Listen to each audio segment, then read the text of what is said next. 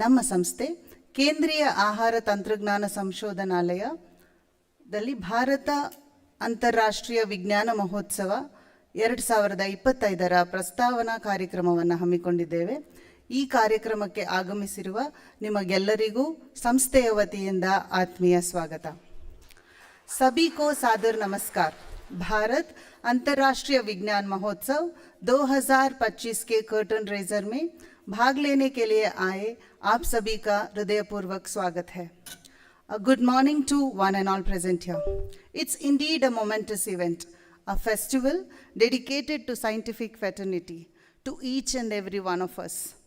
As a member of this vibrant and committed scientific community, today's gathering celebrates a collective pursuit of knowledge and innovation. With great pride, I welcome you all to the Curtain Raiser of India International Science Festival 2025 here at our esteemed institute, CSIR Central Food Technological Research Institute, Mysuru, in association with Jigyasa CSIR-CFTRI. To join this celebrating the Festival of Science, we have privilege to have among us the distinguished chief guest, Professor Utpal S. Tatu, Chair, Department of Biochemistry, IISc, Bengaluru. Guest of honor, Dr. A.M. Sudhakara, Vice President, Vijnana Bharati, Vibha, Karnataka. Respected Director, Dr. Giridhar Parvatam, CSIR-CFTRI, Chief Scientist, HODs of the department, distinguished invitees, scientists, staff of CSIR-CFTRI, media personnel, and invited students of University of Mysore, faculty of Department of Biotechnology and Molecular Biology, and dear students. On behalf of the Institute, I extend a warm and cordial welcome to each and every one of you. May I now request the dignitaries to please proceed to the dais and kindly take their places. Please, sir.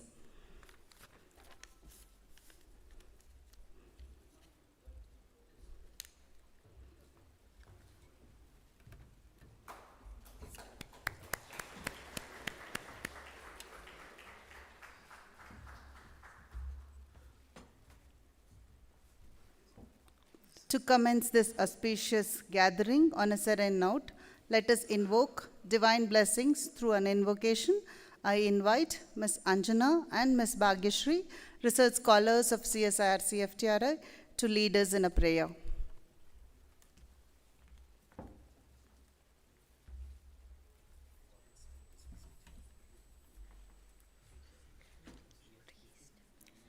ಶರಣು ನಿನಗೆ ಶರಣು ವಿನಾಯಕ, ಶರಣು ನಿನಗೆ ಶರಣು ವಿನಾಯಕ, ವಿನಾಯಕ ವಿದ್ಯಾದಾಯಕ ದೇವ, ವಿನಾಯಕ ವಿದ್ಯಾದಾಯಕ ದೇವ, ಶರಣು ನಿನಗೆ ಶರಣು ವಿನಾಯಕ, ಶರಣು ನಿನಗೆ ಶರಣು.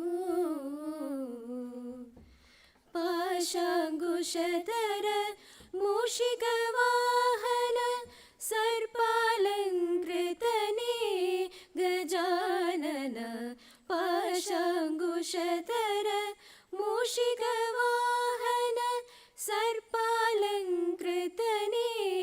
ಗಜಾನನ, ಆದಿಪೂಜಿತ ನೀನು ವೇದವತಿತ ನೀನು, ಆದಿಪೂಜಿತ ನೀನು ವೇದವತಿತ ನೀನು, ಮೋದಕ ಪ್ರಿಯ ನೀನು ಗಣನಾಯಕ, ಶರಣು ನಿನಗೆ ಶರಣು ವಿನಾಯಕ, ಶರಣು ನಿನಗೆ ಶರಣು. ಗಿರಿಜಾಸುಧನಿಗೆ ಗರಿಗೆಯ ಸಲ್ಲಿಸುವೆ, ಪರಿಹರಿಸು ಪಾಪ ಗಣಾಧಿಪ, ಗಿರಿಜಾಸುಧನಿಗೆ ಗರಿಗಲಿ ಸಲ್ಲಿಸುವೆ, ಪರಿಹರಿಸು ಪಾಪ ಗಣಾಧಿಪ, ರಕ್ತವರ್ಣನು ನೀನು ಲಂಬೋದರ ನೀನು, ರಕ್ತವರ್ಣನು ನೀನು ಲಂಬೋದರ ನೀನು, ರಕ್ಷಿಸಿ ಕಾಪಾಡು ಗಣನಾಯಕ, ಶರಣು ನಿನಗೆ ಶರಣು ವಿನಾಯಕ ಶರಣು ನಿನಗೆ ಶರಣು ವಿನಾಯಕ ವಿನಾಯಕ ವಿದ್ಯಾದಾಯಕ ದೇವ ವಿನಾಯಕ ವಿದ್ಯಾದಾಯಕ ದೇವ ಶರಣು ನಿನಗೆ ಶರಣು ವಿನಾಯಕ ಶರಣು ನಿನಗೆ ಶರಣು.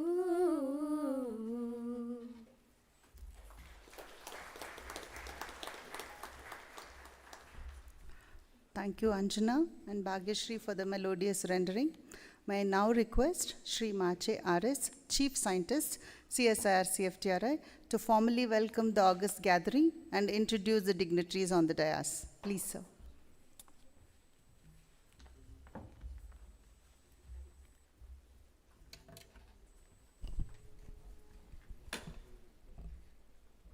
ಎಲ್ಲರಿಗೆ ನಮಸ್ಕಾರ.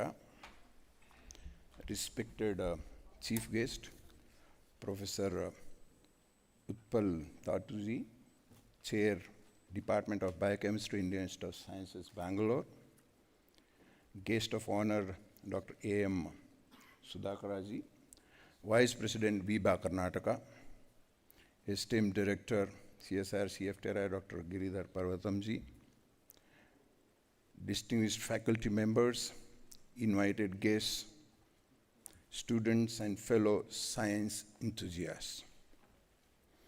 It is my honor to stand before you today as we inaugurate the Curtain Raiser for India International Science Festival 2025, held under inspiring theme, Vigyan Se Samriddhi for Atmanirbhar Bharat. Today's gathering is not merely a preview of one of the nation's largest celebration of science. It is a reaffirmation of India's steadfast belief in transformative role science, technology, and innovation plays in building self-reliance and prosperous future. IISF has over years grown into a vibrant platform that brings together scientists, innovators, researchers, educators, industry leaders, young students from every corner of the country.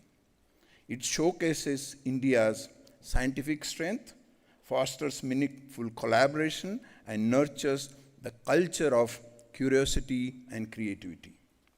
The path to Viksit Bharat, what Government of India has put for 2047, lies in empowering our scientific capabilities and strengthening our innovative ecosystem. At CSIR-CFTRI, our mission aligns seamlessly with the national vision. Through the pioneering research in food science, nutrition, and allied domain, we constantly strive to cover scientific knowledge into tangible social benefits. Each innovator, each experiment, and each collaborative effort contributes to building a healthier and self-reliant India. Today's event is especially significant for our students and young researchers. It is not just a festival, it is a moment that encourages questioning, discovery, teamwork, and pursuit for excellence. I urge the young mind present here to fully engage with the spirit, ask bold questions, explore new ideas, work collectively to develop solutions that will shape India for tomorrow. This festival promises a grand celebration of learning, creativity, and scientific breakthrough. It is an opportunity for all of us to experience hands-on science, to exchange knowledge, and contribute to ecosystem where innovation directly fuels the national development. We are very lucky to have a very esteemed panel here. They are so much in the science. If I start reading their biodata, it will take more than 1 hour. So I just briefly wanted to give a glimpses of what they are. Today, we have Professor Utpal Tatu, a renowned molecular biologist and biochemist with over 2 decades of distinguished research and academic excellence. He has more than 150 research publications and more than 5 patents to his credit. His research focuses on global health, One Health, that is the topic of his talk also, with a particular focus on neglected disease-causing organisms, with emphasis on developing better methods for diagnosis and treatment for human and animal infections. He was one of the first academicians to develop RT-PCR kit for COVID-19 that was approved by ICMR. Also, Professor has helped Government of India and state government in managing this pandemic. His research work is covered extensively in editorials of Science and Nature Medicine. He has done a TED Talk on One Health as early as 2013. He's also served as a advisory board on health initiatives globally. Professor headed several multi-institutional projects with bilateral collaborations with international research laboratories and industries, including UK, Switzerland, Denmark, Brazil, France, and USA. He is a recipient of a number of national and international awards, including Ranbaxy Research Award, Birla Science Prize, and also serves as an editorial board member of different journals. He serves as a board for biotech industries in India and abroad. He is also elected fellow member of Indian Academy of Sciences. He is also invited member in the Research Advisory Board of Malaria Elimination Research of ICMR. Very importantly, his commitment to the social contribution. He has initiated a startup which focuses on human, animal, and environmental interface in spreading the infections and antimicrobial resistance through One Health approach. He also served as a member of United States of Pharmacopoeia expert panel on biology. With this brief, I request our director to formally welcome Professor.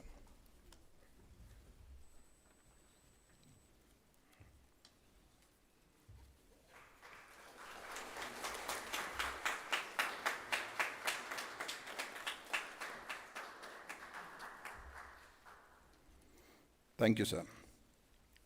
We have a guest of our honor, our own A.M. Sudhakara. He is a Vice President of VIBA. He is a very multifaceted personality. He is B in Electronics and Communication, MBA in Operational Research, and PhD in Security in Banks. Hence, his research area is very vast: cybersecurity, e-banking, artificial intelligence, machine learning, and deep learning. He's also chairing a startup called PS3 Cyber Labs, which deals with the cybersecurity and forensic research. He was head of Computer Center and director for Center for Information Science and Technology, University of Mysore. He has done a lot of research, worked in different capacities and different places for more than 36 years, 24 research papers, guided number of MBAs, BE, and BCom students. Interestingly, he teaches 25 subjects. He is also chair of BOE and BOS and member. He is a guest speaker in a number of conferences. Very importantly, he works for VIBA. As you know, VIBA is organization supporting grassroots science education program. With this, I welcome you, sir, and request our director to formally welcome with plant.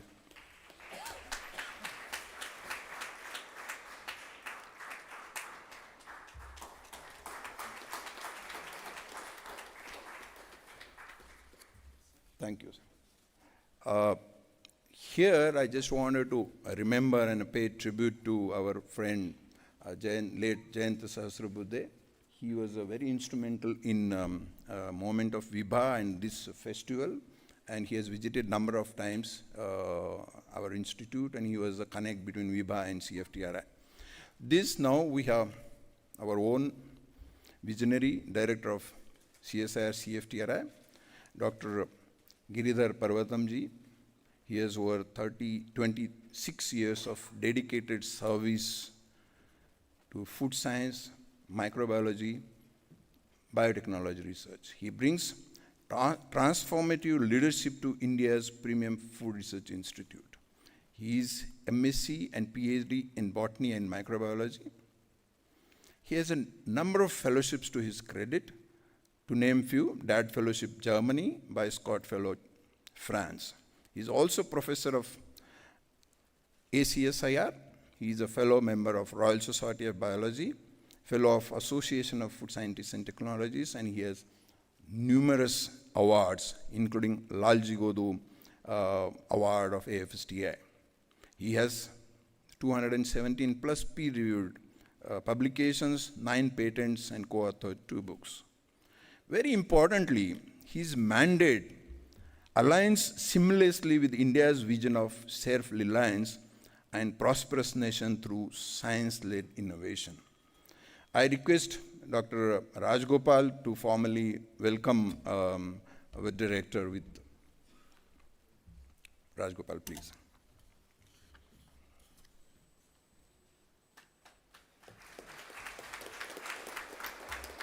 Thank you, sir.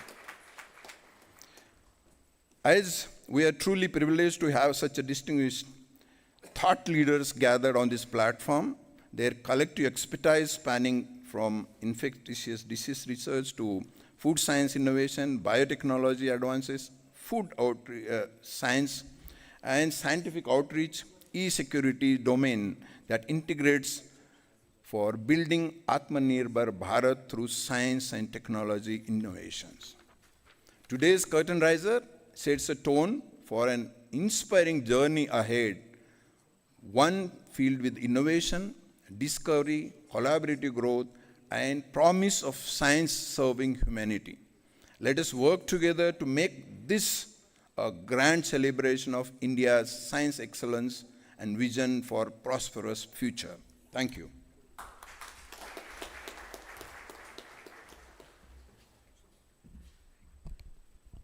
Thank you, sir, for setting the tone for the event.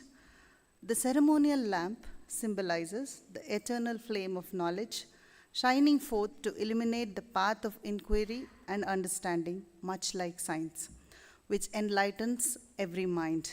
May I now invite the dignitaries of the dais to please light the lamp and commence the event.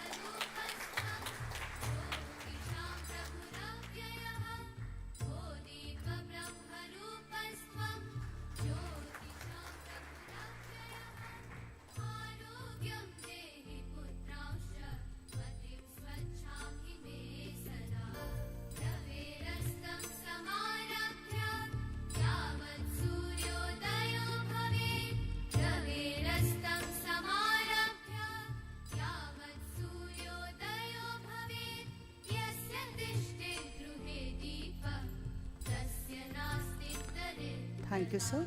Moving forward, IISF, as rightly introduced by Sri Mache sir, is not just a festival.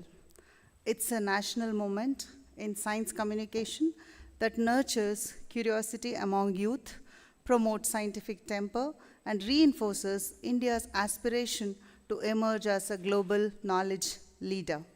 May I now request to kindly play a short video on IISF 2025.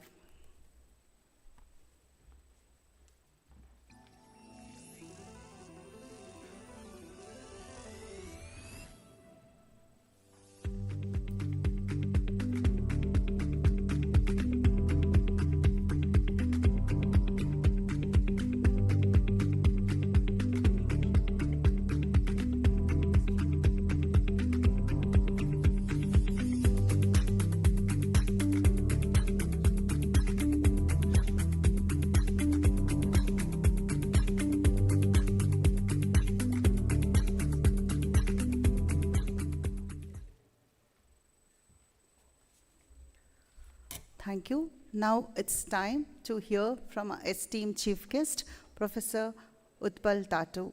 May I invite you to kindly deliver your lecture on One Health approach to tackle global health challenges. Please, sir.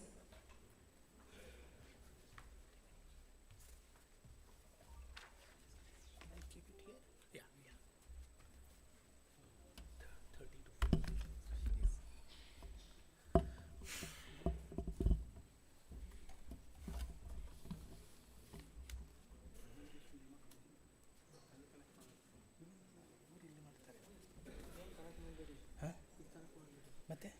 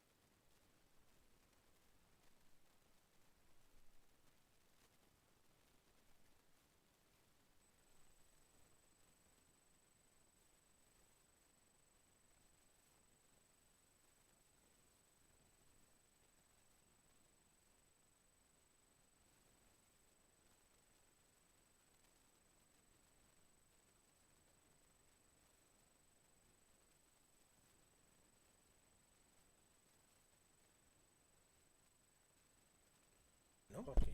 Yeah, please. Okay. This is next. Right. Yes. Good morning, everybody. Good morning, Mysuru. Good morning, CFTRI. All the young faces here in the audience. Such a pleasure to be here. At the outset, I want to thank Dr. Mache for introducing me. A very kind introduction. Thank you so much. The guest of honor today, Dr. Sudhakara, Vice President of VIBA. So happy to share the dais with you. And such a pleasure to hear about your accomplishments and your service to the nation. Thank you, sir. And most importantly, the director, respected director of CFTRI, Dr. Giridhar Parvatam.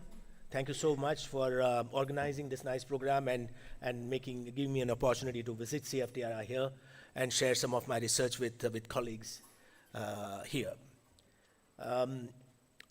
What I'm going to do is to give you a little bit of a broader science-based perspective, not a very deeply technical talk with gels and images and data, but rather hope to inspire you with some of the approaches that we have taken in science.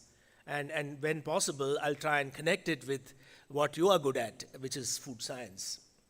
I'll take about 30 minutes, and I have a presentation which is, I may have to skip some slides. That's what, so pardon me for certain slides, I may move fast. I should not forget to thank Dr. Purnima. Dr. Purnima got in touch with me and made sure that somehow, one way or the other, I have to be here on this very important occasion to give a talk, share some of our research at IISF Science. Thank you so much, Dr. Purnima, for getting me here. And what a wonderful start you gave to this morning today by your invocation as well as speeches in 3 different languages. Wonderful. Okay, so this is what my presentation is about. I don't think I'll need this, but except for changing the slides, but I'll use my laser pointer. Yes. Yeah. One Health approach to tackle global health challenges. In the background, you see the campus of Indian Institute of Science. Many of you have visited there, and if not, some of the younger people here from Mysuru, please visit and spend some time at IISc to enrich yourself with some science and various different disciplines that IISF Science is famous in doing pure science research. I want to give you this broad perspective and how science has changed today, and especially post-COVID.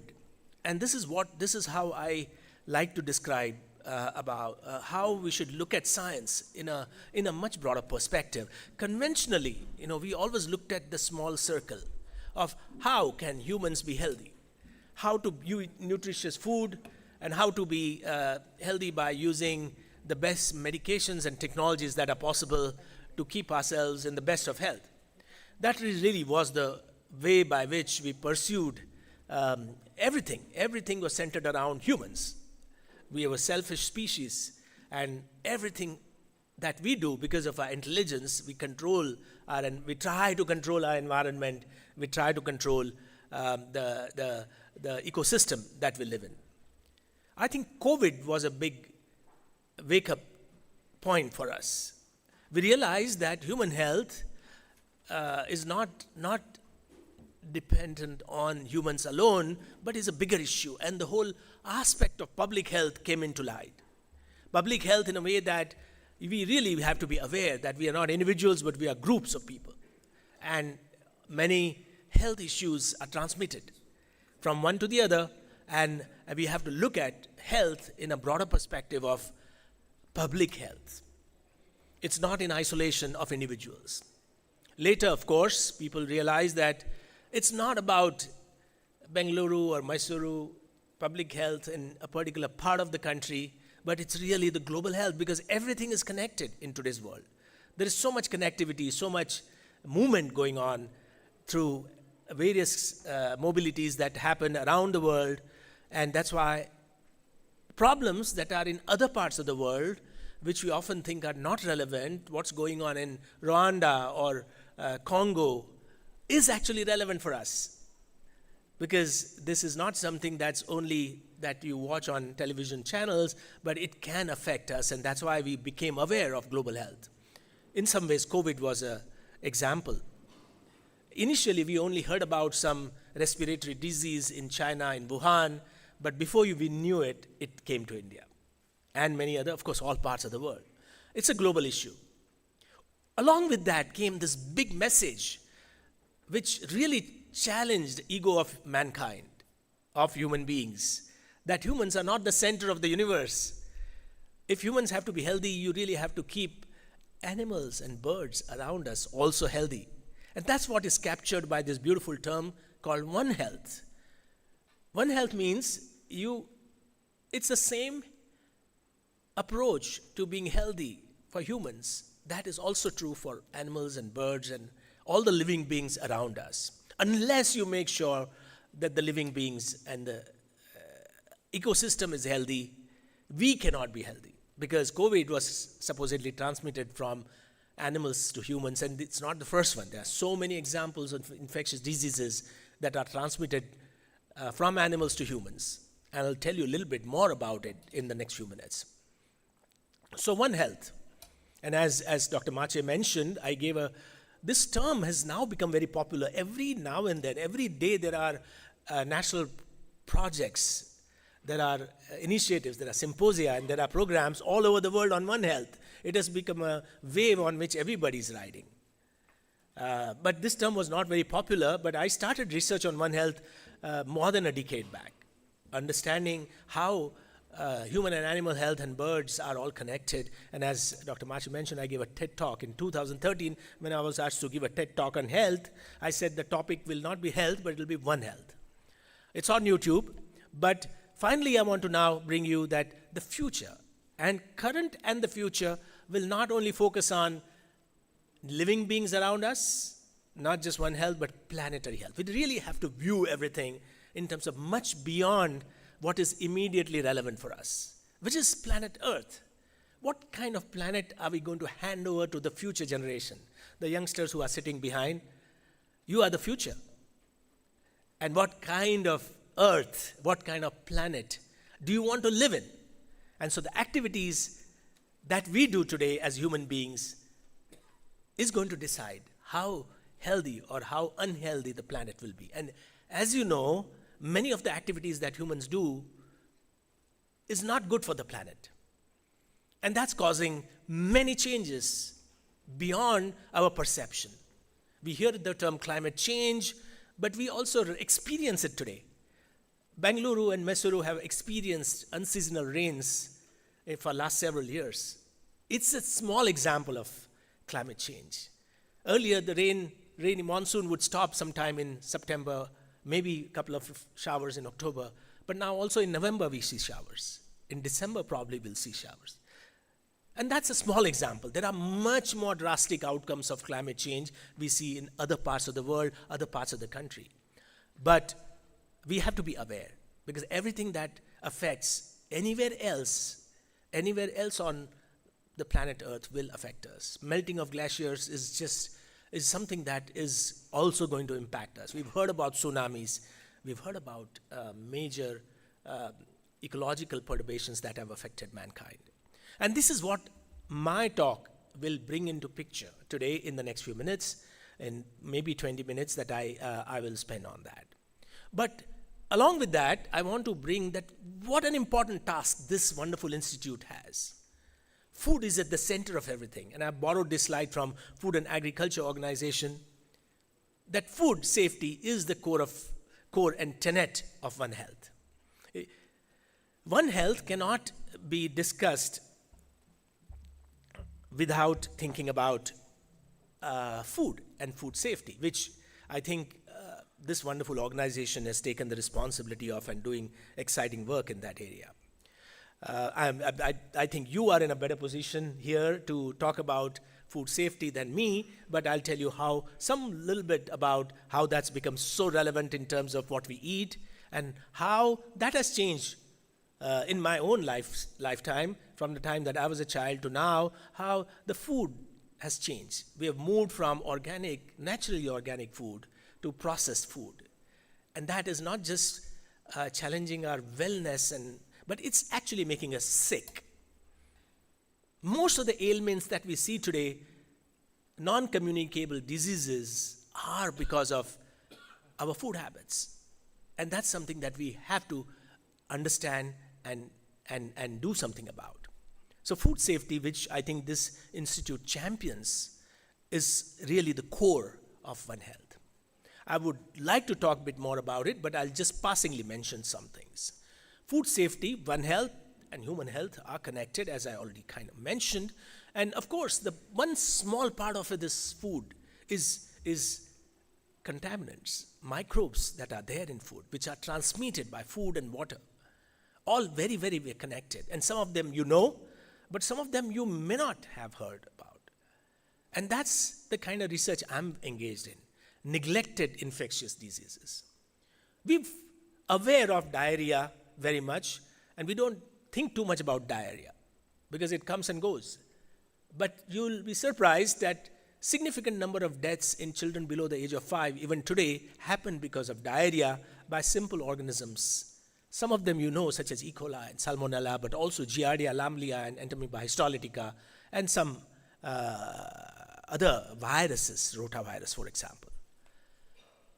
These are neglected because elsewhere in the world, these are not so critical, they are not so prevalent, but in LMICs, low and middle income countries, they are very prevalent.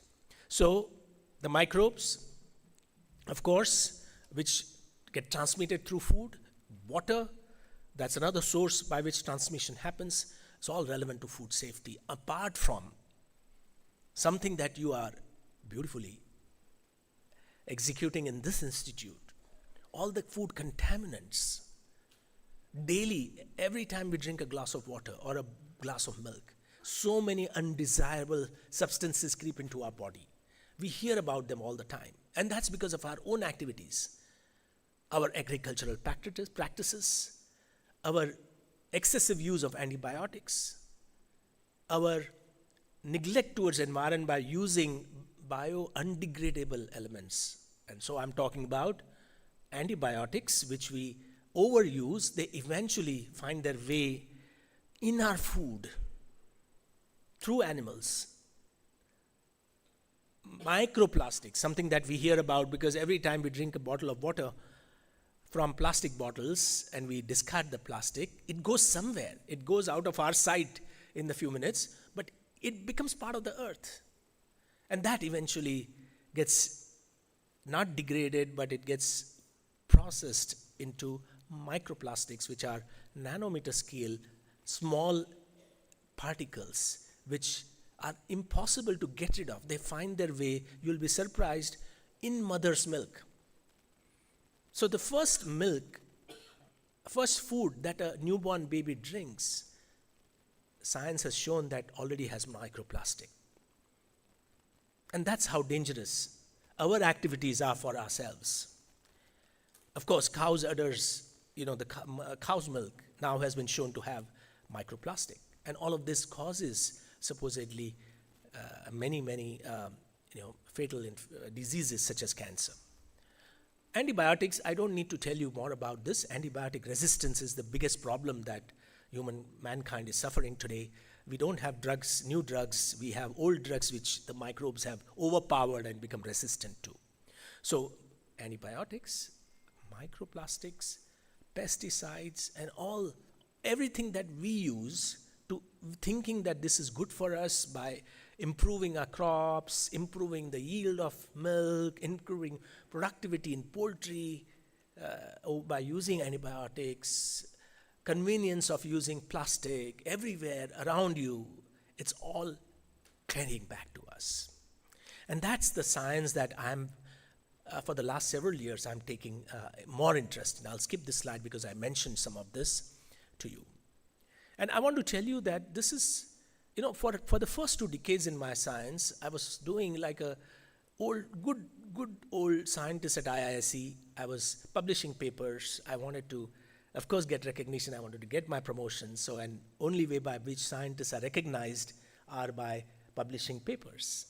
The better papers you have, the more chance of getting recognition, better impact journals, and that's really how we are driven in scientific institutions. But at some point, and as you get closer to retirement, as I am getting, one scratches head and says that, hey, I did all this, I got some awards, I got some recognition, but what have I given back to the community? How are any of these papers going to be relevant for the society? Some are, we can fool ourselves by saying that I'm developing a drug, I'm developing this and that. We often say that, we claim and we get funding. But this is what made me realize that maybe it's also important to do something that directly connects with the society, directly connects with the community, and maybe some small satisfaction one can derive. It's not easy to do work that impacts the society. It is the hardest thing to do. But I embarked on that journey 10 years ago. I've been at IISc 30 years, but last 10 years, I have done, in addition to publishing papers, I'm also trying. And this is what I'm telling you here in this slide, some of the activities we do: develop diagnostics, develop understanding about neglected infectious diseases, which are only we can do it because people in the West, where the mecca of sciences, are not interested in working on Entamoeba histolytica and Giardia lamblia and rotaviruses and Campylobacter because they don't have those problems, at least as yet. But we need to look at it. We'll do a lot of work on antimicrobial resistance through excessive use of antibiotics, and many of these drug-resistant forms of bugs, microbes, we have characterized in our lab. Some of the reference genome sequences of drug-resistant Candida species, auris, which is a common infection, was developed in my lab. And then we are part of many national programs, such as sewage surveillance, which is one way by which we can track infectious agents in our environment. That we are part of. Animal infections, as I mentioned, human health and animal health are not two different things. They are directly connected. So unless you monitor animal health, you will never be able to keep humans healthy. We practice that in our research laboratory by surveillance of many animal diseases which have the potential to also impact humans. We know many which already do, foot and mouth disease virus, rabies virus, but there are many which are traditionally not known to be zoonotic, but are becoming zoonotic. And in our own lifetime, maybe in the last 20 years, we have seen influenza, which was specific for humans. Now, swine influenza that affect pigs can infect humans. Influenza that affects poultry can affect humans. Those transmission we have seen in our own in the last 20 years. And this is something that I will tell you lastly, that can we actually predict what will happen in future? And that's my passion, that can we make a list of priority diseases which have the potential to become another pandemic, which the whole world is worried about? Because we know in our heart that COVID was not the last one. There will be future COVIDs in different forms, and we need to be prepared. A lot of initiatives are taken world over to do that. And I'll tell you a very, very quick story I'm sort of not going to show you everything. I've given you a little bit of introduction, and I'm going to show you just a couple of case studies as an example. And these are not studies which have gotten me the best papers in my career, but are the most satisfying. And I'm not going to talk about all of these. These are some things that I really cherish. Some of the work that we do on rabies virus, some of the works we do on Mpox. But I'm going to talk to you today only briefly about an animal disease called trypanosomosis. Again, because you may not have heard of this. And I want to bring home this point that animal infections really are important for us to understand. And then a little bit about lumpy skin disease virus, which affected, again, animals, but how it affects the food chain, the food industry, because that's relevant for this institute. So just a quick glance at, again, it's good for me to know that in the last 30 years, what are the infectious diseases that I have worked on, done a little bit of work on, starting with malarial parasite, but also, as I said, Giardia lamblia, Entamoeba histolytica, some very exotic infectious diseases which are important for human, especially women health, trichomonosis, fungal infections, as I mentioned, Candida auris, drug-resistant form, aerosol transmitted cryptococcosis, and then some of the animal infectious diseases, including some viruses that I will not have time to share with you, but very passingly, I will just show you highlights of it, just enough to excite you about it rather than bore you with details about the experiments. And the concept is always that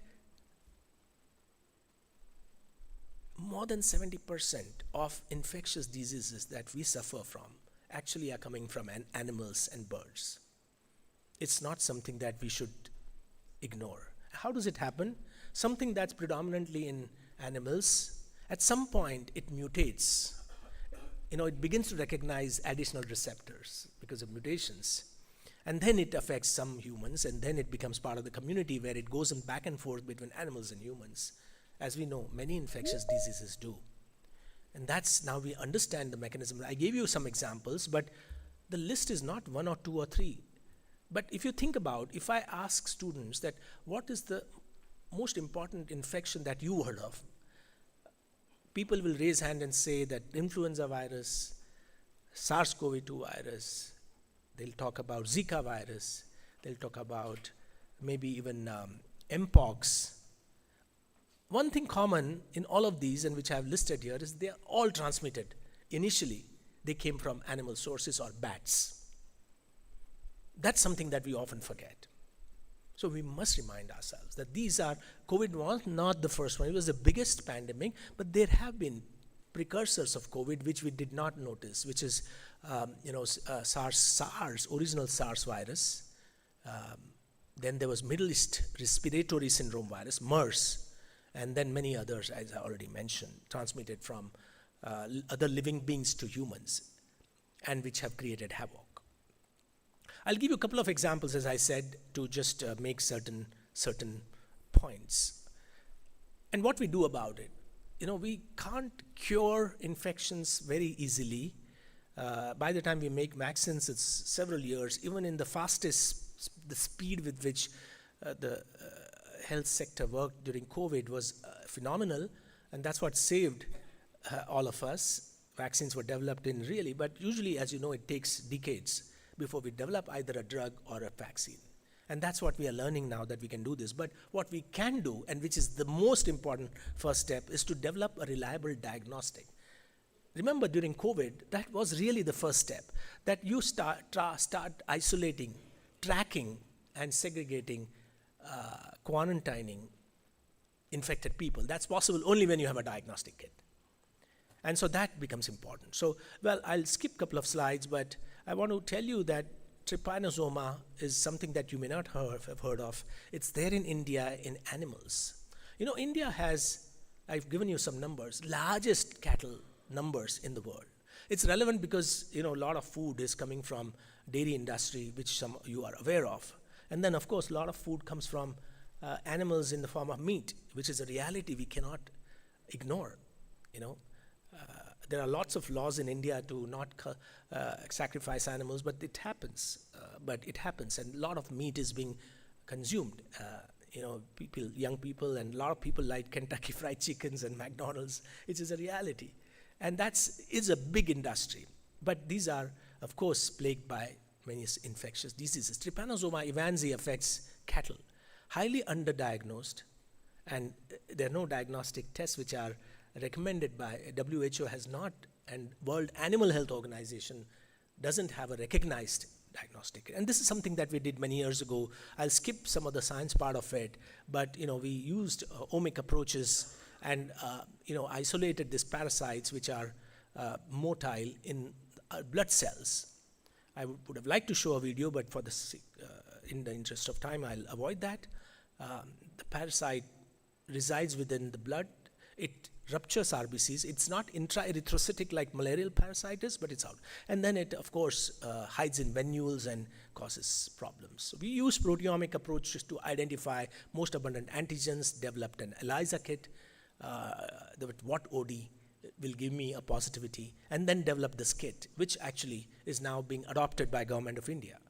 Because it has to be operable where the cows and cattle, sheep and goats are, which is in rural parts of India. And this is what I'm very excited about, that now my science is reaching where it's needed the most. This kit, all you need is a drop of serum or a blood, and we do it in a matter of 5 minutes. Then you can find out if you get 2 lines, that means that particular animal is infected by trypanosoma. And you'll be surprised that 30%, estimated 30% of millions of cows in India carry this infection without overt clinical signs. There will be decrease in milk yield, which will be noticed by the farmer, but as you know, our rural community works in such a way that unless there's a drastic problem, they will not try to find a solution. Oh yeah, a little bit less milk, and we always complain, if you go to villages, oh, my cow is not giving enough milk. And that's really because of such infections, and this is one of them. And this is what is interesting, because it's possible to create a test which does not require labs like we have at our institutions, but can work in remote areas. And I'm so happy that previous agriculture minister invited me to his office and looked at the kit, and he said that we will, of course, now moved on post-elections, but Honorable Minister Rupala set in process the whole mechanism of getting this kit to many states in India, where it can be used to monitor this important infection. It is really like malaria or TB of humans. Trypanosomosis is as prevalent as it is in cows and other cattle. But this is a small example. I want to give you animal disease infection examples, because you hear about malaria and MTB from many research, tuberculosis and so on. But I want to give you that in our own few years that we have seen in the last 5 or 7 years, how certain infectious diseases, and you may have missed that. just after COVID, there was a COVID equivalent in animals. That's called lumpy skin disease virus. If you are in touch with the rural part of India, you will have noticed it. The farmers suffered the most. Tens of lakhs of cows died. And it happened right under our nose. Many of you probably didn't even notice because it was not highlighted very much in media. And this was because of a virus, lumpy skin disease virus. Actually, it's a close relative of smallpox virus, which we think we have eradicated. Humans suffer from smallpox virus. It's a cousin, it's a poxviridae family, which is not the first, it didn't emerge out of nowhere. It was around, but it mutated to become more severe, and we've not had such widespread infection in India. So our cows were naive to this infection. As a result, they reacted in a very strong way. It causes nodules on the body. You can see it. And this is again another time when I went from village to village around Karnataka, surveying this infected animals. And this is again my effort to sort of get science out of the lab. And we created, as a first step, what we did was to educate farmers that we need to segregate infected and infected. You can't bathe them in the same water body because they are unaware. So, sometimes science has to work at that level where it is necessary. You really have to bring awareness among the most people who deal with these problems on a day-to-day basis. And then there was no cure. There is still no cure. Now finally there are some vaccines coming out through veterinary institutes and through many other organizations. There is a specific vaccine for lumpy skin disease virus finally, when the disease wave is now subsided, but yet there are, in pockets you see this problem. If you think about COVID, how it affected, imagine how hard it must be to even track an COVID equivalent in animals. I mean, it's only a broad comparison. For humans, it was hard, to track COVID cases, how the whole mechanism at national level had to be, this NABL accredited labs. How will it work for animal infection? But to an extent, it took time, but it has worked. We made a small, because what we did was to empower these companies with genome sequences. We collaborated with Rajasthan, Gujarat, Maharashtra, and of course in Karnataka, and came up with hundreds of genome sequences when the LSDV wave was going on. And to cut the long story short, showed that they were mutated. The number of mutations are shown by these bars. Showed that there were new mutations which were not there in the previous versions of LSDV virus, and those are responsible for the stronger pathogenicity of the virus, which was causing higher percent of fatality in cows than ever before. And that then, of course, helped us. These mutations are now being considered also for new generation vaccines, because vaccine escape is also common when you think about it. So basically, 3 different variants, one with lowest rate of mutations, one intermediate, and then third. That became now, of course, a guide, also highlighting which part of the genome. Certain mutations were all over the genome, certain which were limited to 5' versus 3' ends of the virus, and so on, of the viral genome. But I'll spare those details for you, but just to highlight that we not only created this genome data, but also created a test for LSDV virus, akin to what I showed you for trypanosomosis, which can operate in the field, which is still not yet deployed by the government, but it is under consideration. I'm just going to take 5 minutes more, again, to tell you that as a scientist, what can we do? As scientists, what can we do?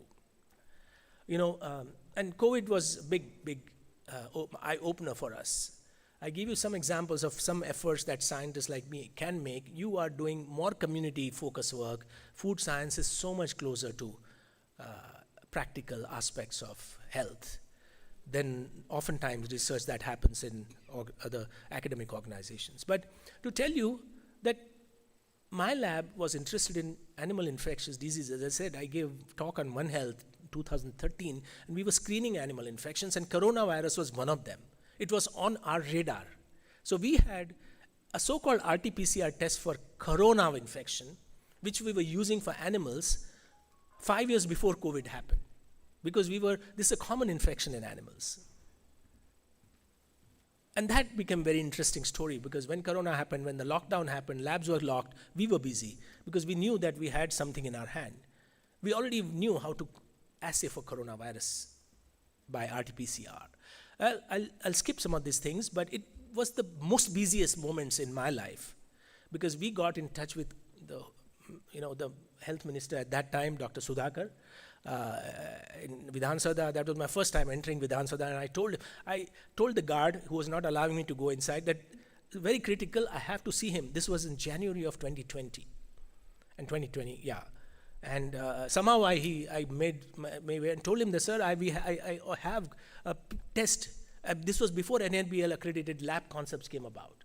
And I convinced him that you must write to Balram Bhargava, who was the ICMR Director General.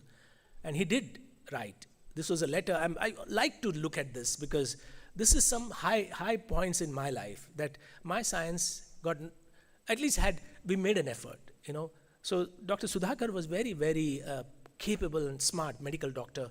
He wrote and said that laboratory at IISc already has some tests and they want to scale up this test to Balram Bhargava. We had a meeting with him and then they said that yes, we'll do that, but we need to think at a national level. So government of Karnataka took help from us to set up labs in industries because industries cannot close. We can sit at home because salaried people, because the offices are closed. But industries, they've taken orders for crores of rupees, defense industry and many other industries. They have to operate. And that's what happened. And I took charge of, at that time, among many others. Again, it's not that I'm not glorifying. Probably all the scientists made contributions during COVID. But for me, it was really the high point that I suddenly realized that science can make an impact.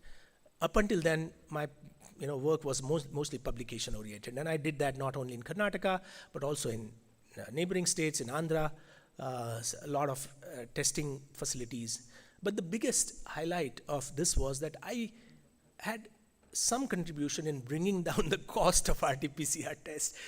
If you remember, originally we were paying 6,000 rupees for RT-PCR test. And I gave an interview in Times of India and said that, look, I've been doing this test and I know the cost of cannot be more than 200 to 300 rupees. And so even with a profit margin, and I became such a unpopular person, so many phone calls started coming to my lab because everybody was making money by charging 100 times more.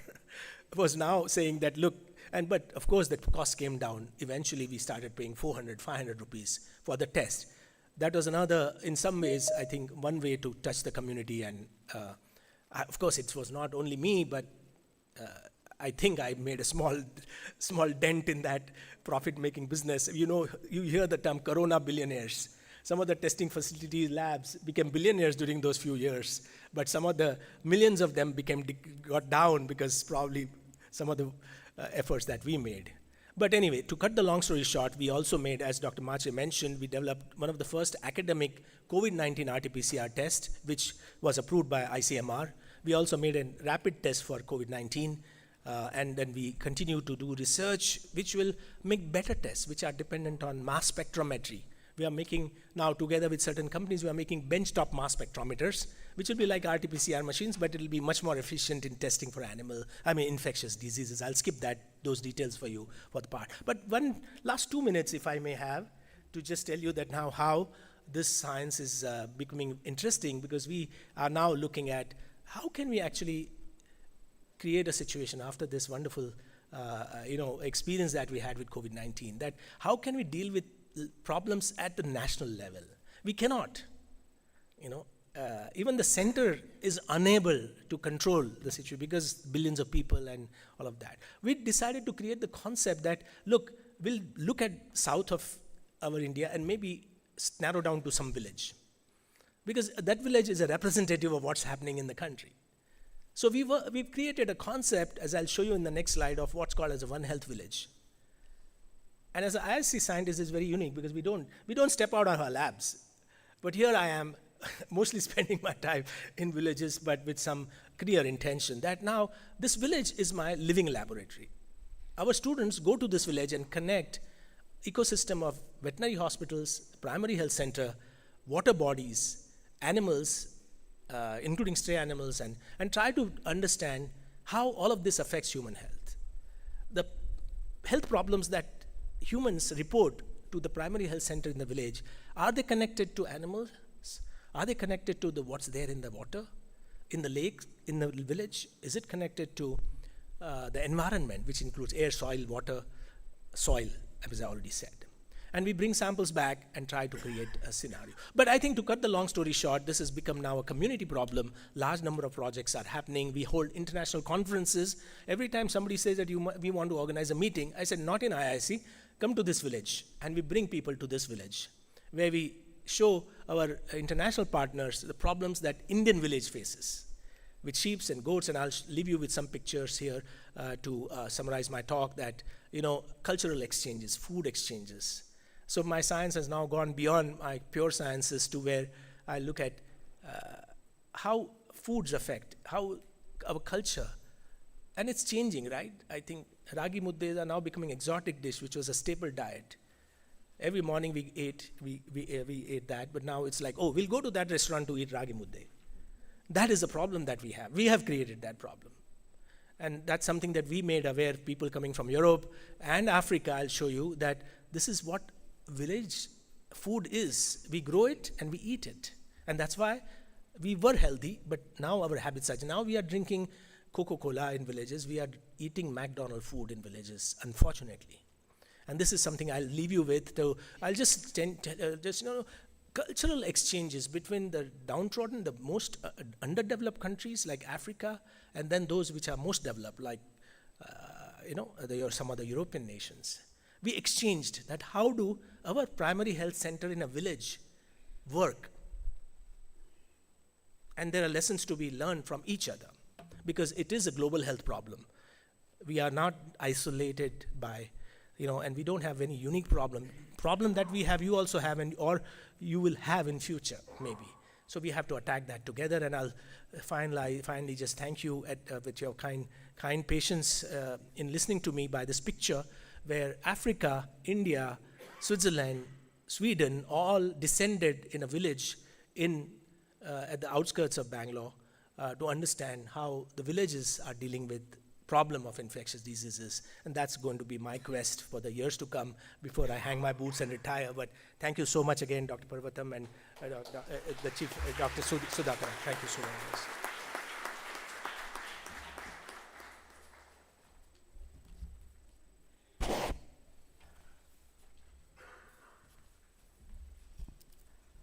Thank you, sir. Being healthy, aging healthy is a dream of billions across the globe. As you have so insightfully shed light on One Health emphasis, the inseparable connection between organisms and ecosystem, making it a vital global priority. And the food factor is the connecting link. Your research work on malaria, trypanosoma, trichomonas to COVID detection or a lump skin disease, and your contribution to the field of One Health reaching to the villages is exceptionally impactful, profound, and most importantly, of social cause. Thank you, sir, for delivering such an engaging lecture.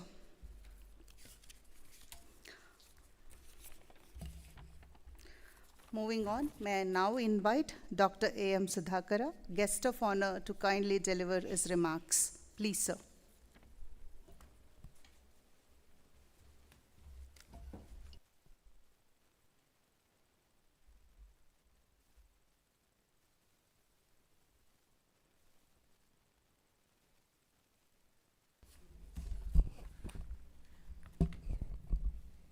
ನಮಸ್ಕಾರ ಎಲ್ಲರಿಗೂ. Good morning, everybody. So nice to see all the youngsters, young scientists, budding scientists, and the professionals. And I'm here for the second time in CFTRI addressing the people. So before, I was connected with CFTRI regarding technology because I am a technology man. So right now, you have to have both science and technology. Earlier, it was only basic research. I still remember in 1996, one researcher has joined computer science, and also he wanted to do something related to some geography. He contacted geography chairman, he said, okay. But later, he submitted synopsis. Later, it was rejected by the committee because we won't allow interdisciplinary. So that was the thing. Now, without interdisciplinary, you cannot move. Basic research should be there. And right now, we are going to add technology. So technology has grown like anything, along with the science. Science will be there with technology right now. Now, if you take earlier doctors, when you go to a doctor, then after seeing you with your pulse and other things, he used to say, you have this disease. So right now, no doctor will do anything. He will take the assistance of pathology report only, then he will do the things. Now I was thinking, why not science? Let us move forward, beyond. Now thinking beyond. And just now, the professor was telling, let us not be local, go global, then planetary. So thinking beyond. See, right now he was telling about the COVID, and you may expect some more things in another future, right? Another 5 years we may get something. You should be prepared for that. That is science what we need. So technology, if I see technology, I've gone through the technology. I used my first computer in 1980 for my project in operation research and using Fortran. So nobody knows what is Fortran now. Then I used the punch card. So right now we are in pen drive. And CD has gone, only pen drive. So you see the technology. You have to adopt the technology. Even one of the talk in 2004, when Professor Chidanand Gowda came from USA, he was working at NASA. Then he said, I'm going to carry your library in my pocket. Then I said, what is that? What is that? Then he showed us one small USB pen drive. So that's the technology has advanced like anything. And along with the science, if you adopt technology, you will be something different. Now, particularly youngsters. So right now, I think you're all using already AI tools. ChatGPT, DeepSeek, Grok, okay, Gemini. And how far it is helpful? Only thing is, you have to read the things. Earlier, you have to read textbook. Now you have to read whatever output it's going to give. That's very important. So right now, we're in the AI tools, and you should think about how AI tools helps. I'm talking about I'm connecting science and technology right now. So behind there is a LLM, large language model, right? A DeepSeek, or if you take Gemini, or DeepSeek, or Perplexity, you take, there is a large language model. Have you gone through large language model? What it has? Nobody knows. Just will be pulling the things from the database. Can anybody authenticate that? No. So now for that, we need to do a lot of research. We have to do the research. So right now, our AI, ML and DL is helping to do research. And for this one, professor was telling about genomics and other things. We need to use high power computing. So even I was thinking about, because I need to have interdisciplinary approach. I was thinking about the ATM fraud earlier. Now ATM fraud has come down. Now we are into digital arrest. Okay, that is the menace in today's world, but it can be reduced. The one way is the digital arrest through your phone, right? Make it, it has a SIM. Make it SIM-less. Whole thing will be drop down, right? Now already Elon Musk has come out with the SIM-less phone. You need not have any SIM. So like this, you can come out with the new solutions. Now weird solutions, weird thinking we can have. Now here also, now particularly if you are using AI, HPC, genomics and other things, when I started thinking about how to reduce the fraud, cyber fraud, now I thought of 5 people, now particularly ATM fraud. So when you go to ATM, I think I'll go to ATM, not quite a fun. Earlier you used to go every day to get the cash. Only to get the cash you are going now. But right now you are using all e-payment through Google Pay and Phone Pay and other MobiKwik and etc. Paytm. So there, about 5 years back, there was a lot of ATM fraud. We thought of to come out with a solution. Then when you go to ATM, if you want to draw about 1,000 rupees, just you will put your card and take. You take the cash.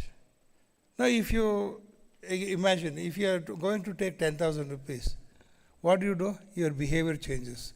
You see here and there, then you will try to put your card. Then also after putting the PIN number, you also try to see this side and that side, right? So that is the thing, because your behavior changes.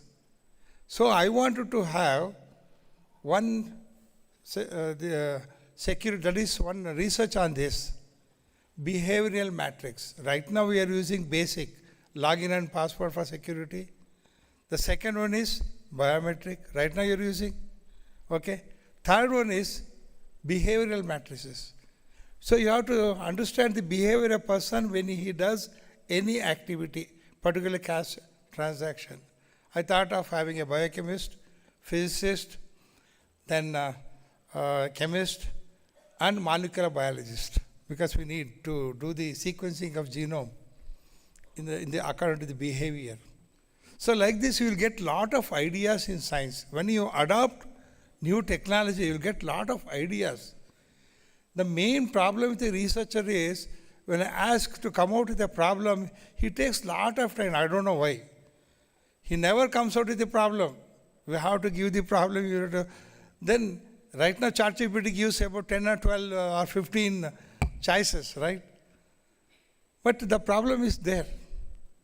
So research, particularly right now, is in a good stage. And lot of youngsters, they are doing very good research. I will appreciate that.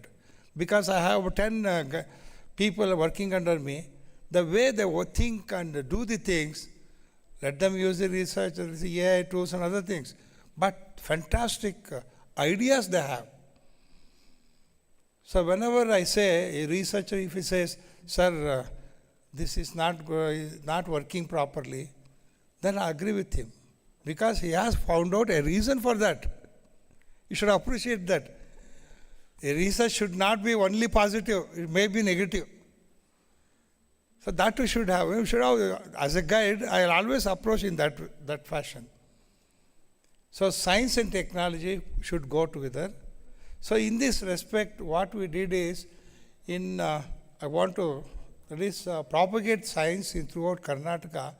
We started this Swadeshi Andolana movement, Vijnana Andolana Karnataka, SWAC, in Bangalore. We started the first, our Kannada Sammelana, first Vijnana Kannada Sammelana in NAL, when Roddam Narasimhan was the director. And there were 30 papers, research papers in Kannada. Later we went to other universities, Bidar, Bangalore, Mysore, Dharwad, almost all the universities covered. And there, people started coming out with their own version, particularly because it is in mother tongue, Kannada. They used to present very good papers, research papers. And I love Jugaad. Jugaad, I really love it. The way they think and they come out with the new types of invention. Even the one guy from Sirsi, a farmer, uneducated, he came and delivered a lecture. How he has produced the one electricity from the jerry antiwe. Small jerry. So he produced his own electricity for his home. So like this, lot of ideas we should come out with. For that, we had this about 20 Sammelnas in Karnataka, 20 Sammelnas. Along with it, we did, usually it will be in September 15th to 17th. We have to remember the birth centenary of Sarvam Vishwesharaya. And National Women's Science Congress. It will be November 7th, 8th, 9th, Madame Curie, to remember Madame Curie. And also we have given award to almost all the people, particularly top people in India. Now one fortunate thing about how we have grown this Swadeshi Vijnana, all due to CSIR labs. They are funding starting from NAL. And like that we came, now we have VIBA. So recently you have merged with the VIBA. Earlier it was an independent organization in Bangalore. Now we have merged with the VIBA and we are doing, and Professor K. Vasu is about 96 years, professor from IISc Bangalore, metallurgy. He is the key instrumental in bringing out science to people, science to society. As professor was mentioning, now whatever research we should do, we should go to the society.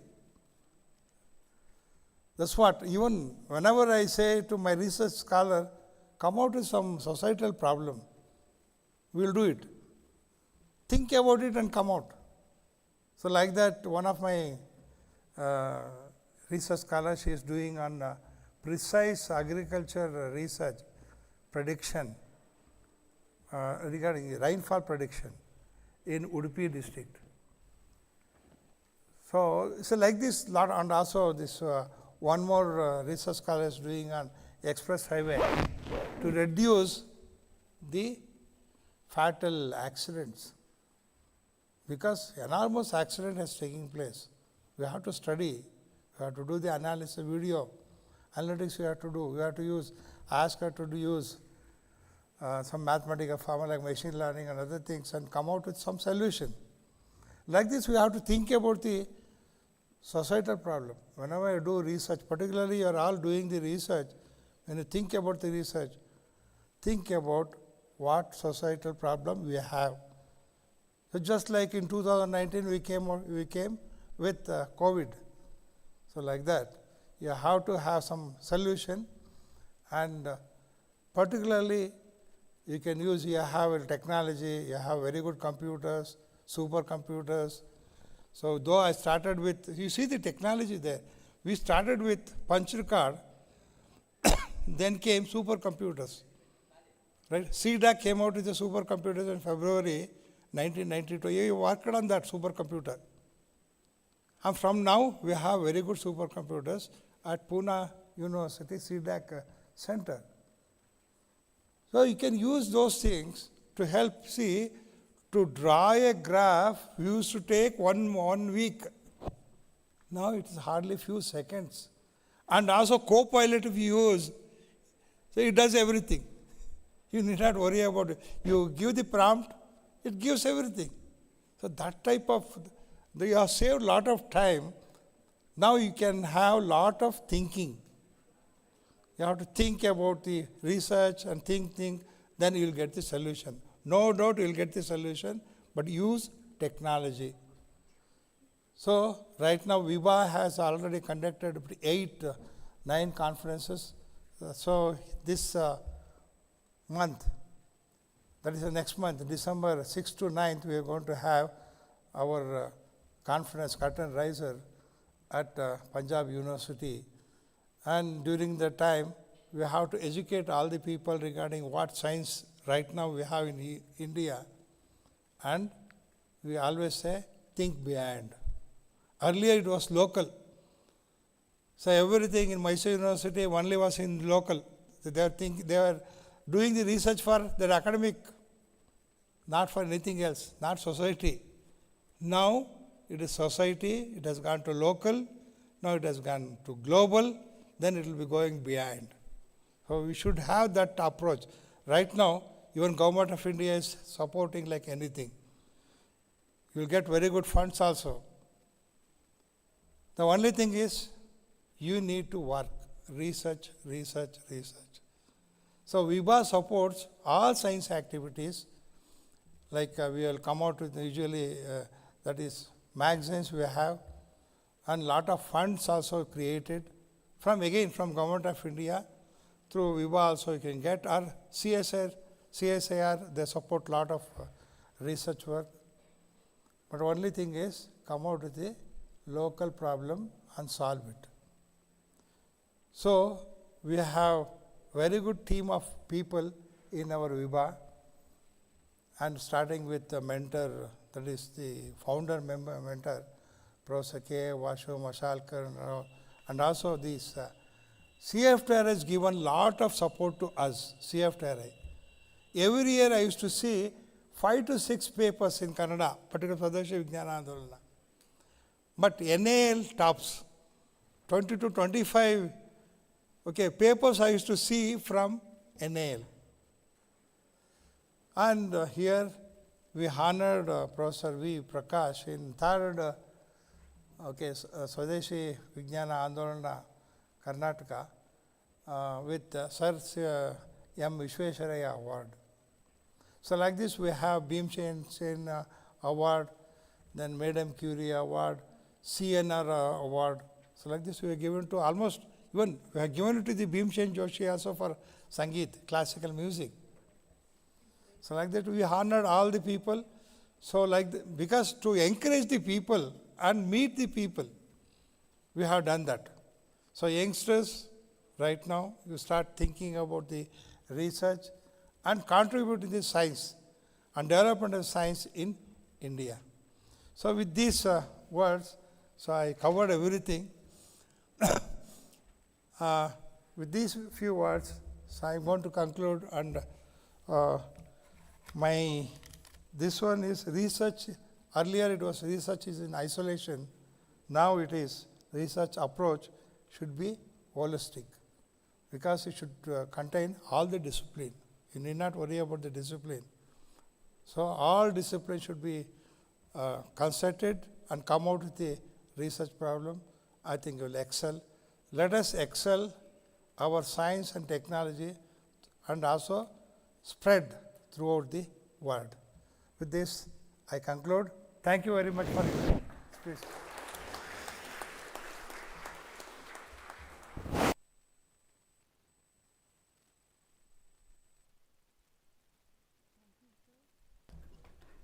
Thank you, sir, for your kind remarks.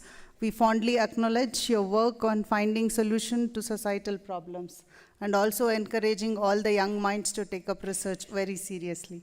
Thank you so much.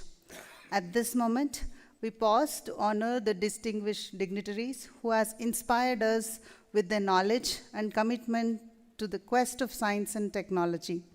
As a token of our respect and heartfelt gratitude, may I now request our director, Dr. Giridhar Parvatam, to kindly do the honors. May I now request our chief guest, Professor Utpal S. Tatu, to kindly accept this token of our appreciation.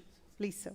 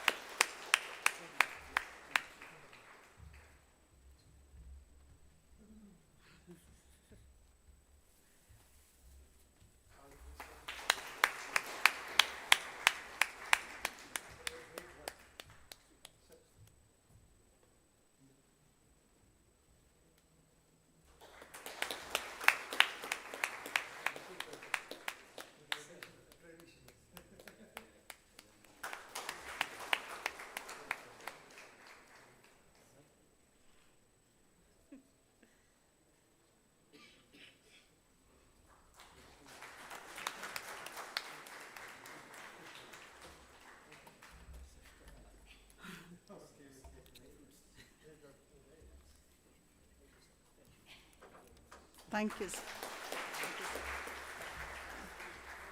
Now may I request Dr. A.M. Sudhakara to graciously receive this felicitation.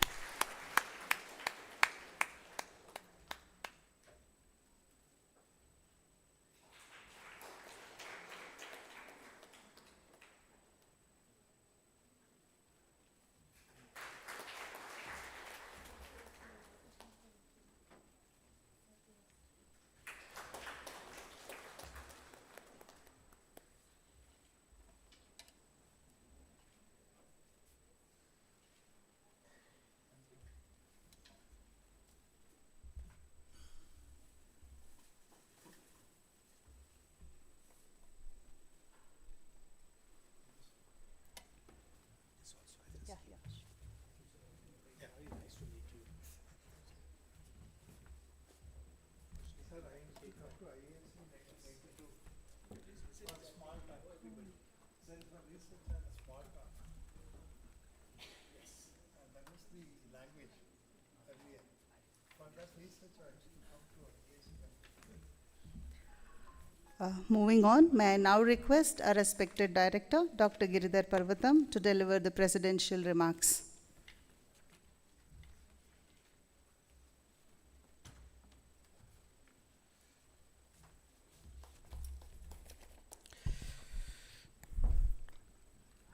The chief guest for today's function, Professor Utpal S. Tatu, Chair Department of Biochemistry, IISc, Dr. A.M. Sudhakara, Vice President, Vibha, Karnataka, my colleagues, students, a good morning to you, all of you. There is, because of the time shortage, okay, because the chief guest has to leave, so I will restrict myself to few points like a presidential remarks. There is some specialty lies in setting the dais today, as you all might have noticed. ನಮ್ಮ ವೇದಿಕೆಯಲ್ಲಿ ಇಬ್ಬರು ಪ್ರತಿಷ್ಠಿತ ವಿಜ್ಞಾನಿಗಳಿದ್ದಾರೆ. ಆ ಕಡೆ ಒಬ್ಬರು deep science biochemist who reach to the skies of nature medicine. The another person ಈ ಕಡೆ ಇಬ್ಬರು ಅವರದು cyber man. He the multifaceted personality. During morning introduction, in 5 minutes, he spoke more on cyber science and other things. But because of the time constraint, again, he confined to the IISF. So it's really a rarest opportunity. Generally, in such occasions, we worry about the presence of the audience. But today, to our surprise, full audience are there here. Even outside corridors also, students were there. The credit goes to both the distinguished guests present here who really attracted. So generally we find a problem what we have to give to the students to bring to the audience hall come to make it full, but we got a solution. Thanks to all of you. So they are already the IISF India International Science Festival context, the importance and everything has been spoken by the guest of honor. So it is essential to make our science more inclusive by embracing ideas, not just from professionals, but from the common man. That is the main essence of the IISF starting in India during the last, 2015, yeah, it has started.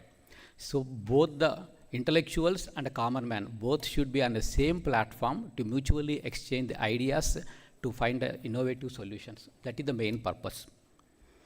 As our Honorable Science and Technology Minister, Dr.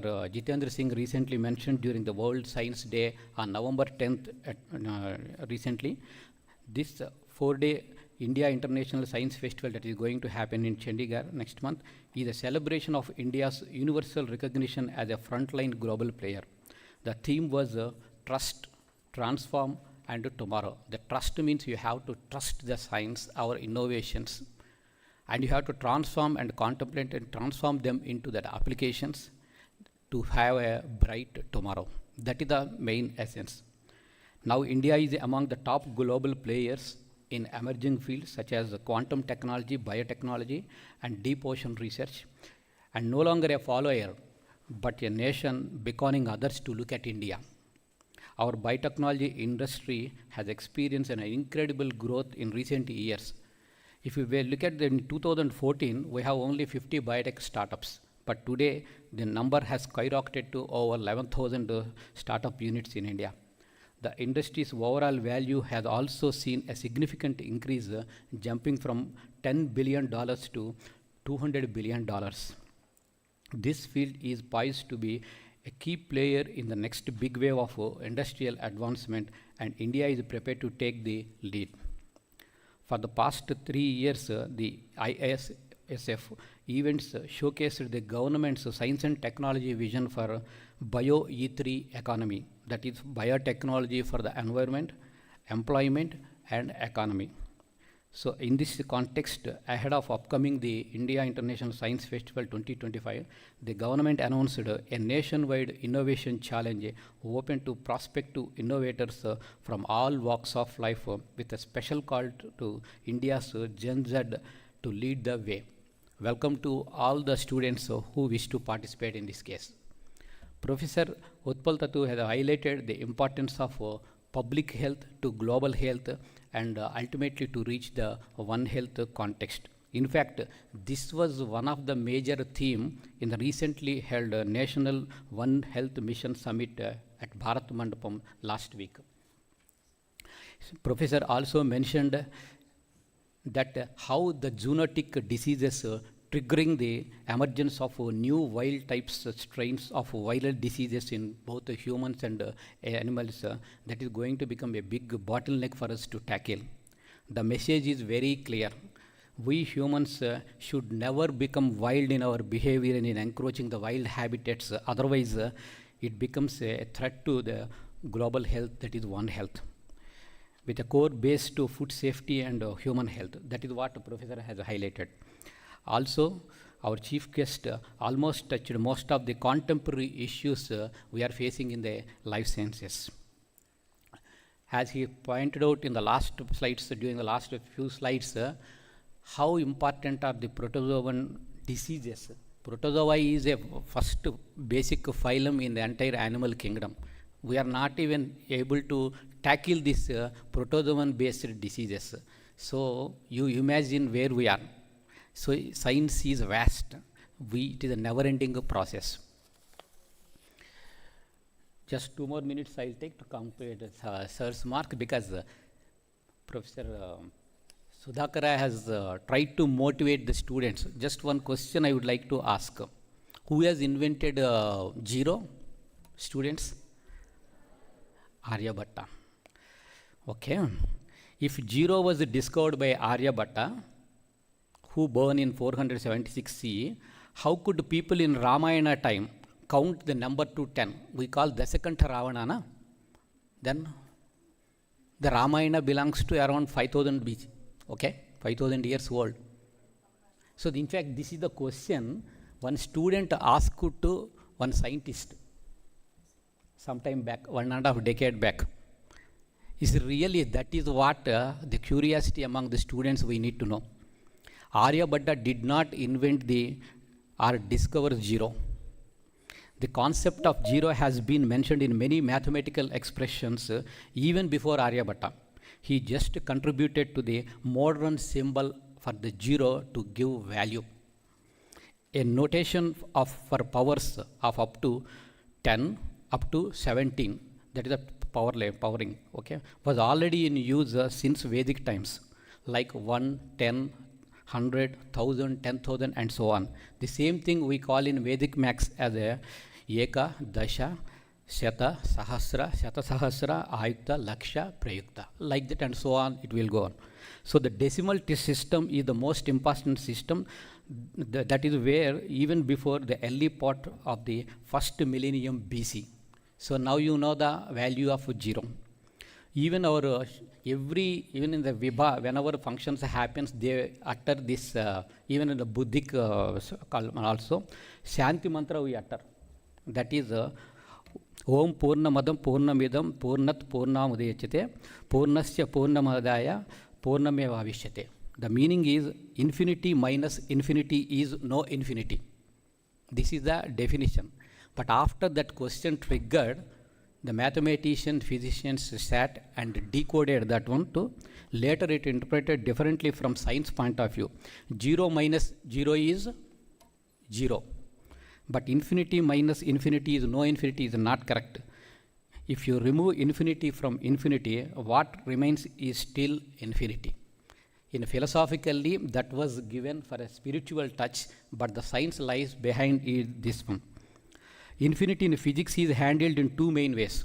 One is as a mathematical tool that describes the infinite possibilities or potential infinite values, like state space in a quantum physics, and as a problematic outcome that arises in calculations, particularly in the quantum field theory. So the quantum theory that is later addressed through techniques like renormalization, that is what 0 to 1 now they are mentioning, which removes the infinities to produce finite measurable units.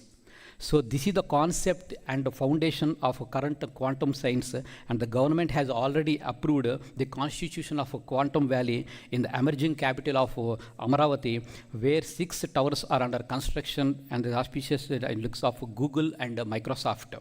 I am happy and pleased to inform you all that CSIR is securing 25,000 square feet for space for the Center for Excellence in Quantum Science as per the MOU signed with the state government by the Honorable Director General CSIR Dr. N. Kalai Selvi recently.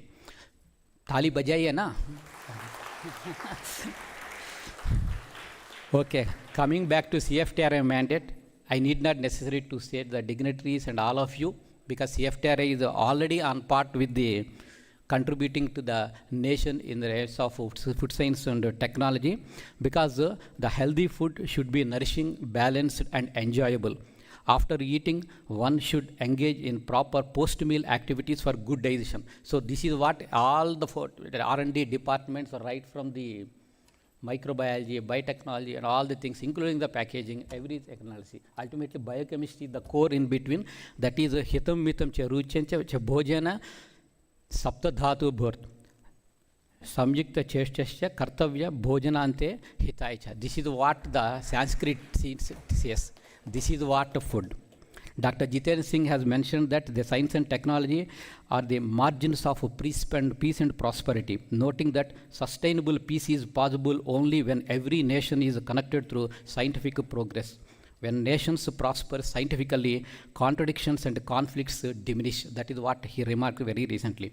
So our perception towards science is very, very important. That is what the speaker said.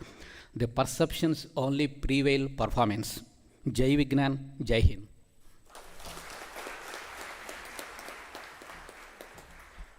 Thank you, sir, for your remarks. May I now invite Dr. Suhas, Senior Scientist, CSIR-CFTRI, to propose the vote of thanks. Everyone, namaskara. A pleasant morning to all. I take pleasure to move vote of thanks on this momentous occasion. First and the foremost, I take privilege to express our heartfelt thanks to Professor Utpal S. Thatu, Chair, Department of Biochemistry, IISF Bangalore, for having accepted the invitation and graced the occasion.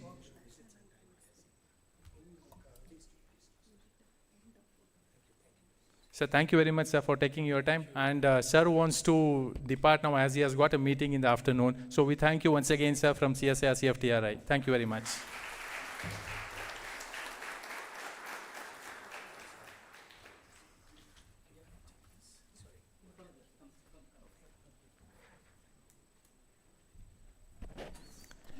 It is indeed my pleasure to thank Dr. A.M. Sudhakara, Vice President of Vibha, Karnataka, for being the guest of honor of today's event. Thank you very much, sir. I would like to express our sincere gratitude to our director, Dr. Giridhar Parvatham, who is presiding over the function and for guiding us constantly. Thank you very much, sir. Our sincere thanks are also due to University of Mysore, chairman, faculty and students of Department of Studies in Biotechnology and Molecular Biology for taking part actively in this program. Thank you all. We are deeply grateful to all the heads of the departments, chief scientists, scientific, technical, administrative and all other staff of the institute. I must acknowledge the Jigyasa, estate management, agri-horti, security, as well as housekeeping for the wonderful cooperation throughout the event. I must acknowledge the unwavering support of the IISF 2025 Working Committee, CSIR-CFTRI. Thanks to all the research scholars and students for being present over here. Finally, many thanks to all the guests, invitees, and others for making this event more memorable. Now I request all of you to raise for the national anthem.